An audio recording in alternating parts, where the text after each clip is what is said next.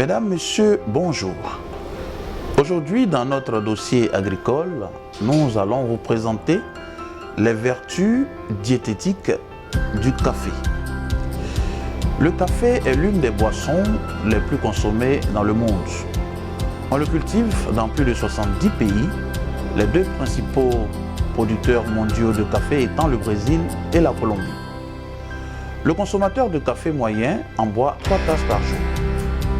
Contrairement à ce que l'on pourrait croire, le café contient des vitamines et des minéraux ainsi que des composés antioxydants particulièrement intéressants pour la santé.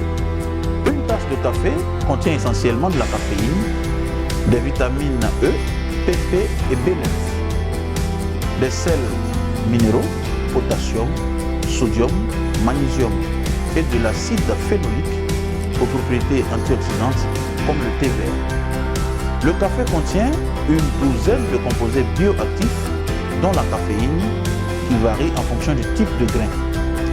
Consommée à des doses très élevées, la caféine peut perturber le sommeil et provoquer de l'anxiété ou de l'irritation. A contrario, la consommation de moins de 3 tasses par jour peut améliorer la concentration et la vigilance. Selon des études menées par des médecins, le café réduit le diabète du type 2.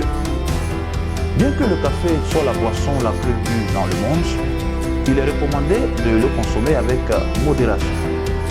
Il a une influence reconnue sur la qualité du sommeil. La caféine stimulant le système nerveux empêche la mélatonine, l'hormone du sommeil, de fonctionner correctement.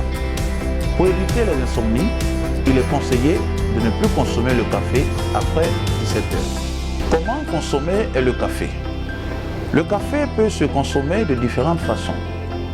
En boisson, le traditionnel café noir, le café décaféiné, le café au lait, le café aromatisé, à la vanille, à la cannelle et à la muscade. Le café glacé, le café frappé, mélange de café et de glace, le café mocha, mélange de café et de chocolat. Le café peut être aussi utilisé en cuisine. Il est utilisé dans de nombreux desserts, crème de café, éclair au café, tiramisu, mousse de café glacé. Pour avoir un effet optimal du café sur la santé du foie, les médecins ont estimé que la bonne quantité se trouvait autour de 3 à 4 tasses par jour. Consommé dans les mêmes quantités que le café traditionnel, l'espresso en capsule pourrait exposer à de fortes doses de caféine, avec des risques que l'on connaît, augmentation de la tension artérielle, troubles du sommeil. Boire au moins 2 tasses de café par jour protégerait les hommes contre le cancer de la prostate. Café noir, espresso, la boisson torréfiée a construit sa réputation sur son effet excitant.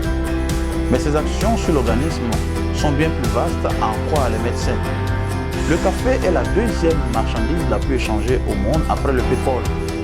Le taux de caféine présent dans le café varie selon l'espèce du café et sa variété. Le Robusta, par exemple, contient plus du double de caféine par rapport à l'Arabica.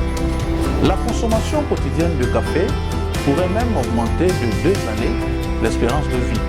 C'est ce qu'ont établi les scientifiques britanniques. Cependant, comme toute bonne chose, il ne faut pas en abuser. Le café peut être addictif si la quantité dépasse un certain seuil. Cette boisson énergisante peut s'avérer nocive. Le café est en effet une substance psychoactive. Et au-delà de 5 tasses par jour, les effets ne sont plus aussi bénéfiques.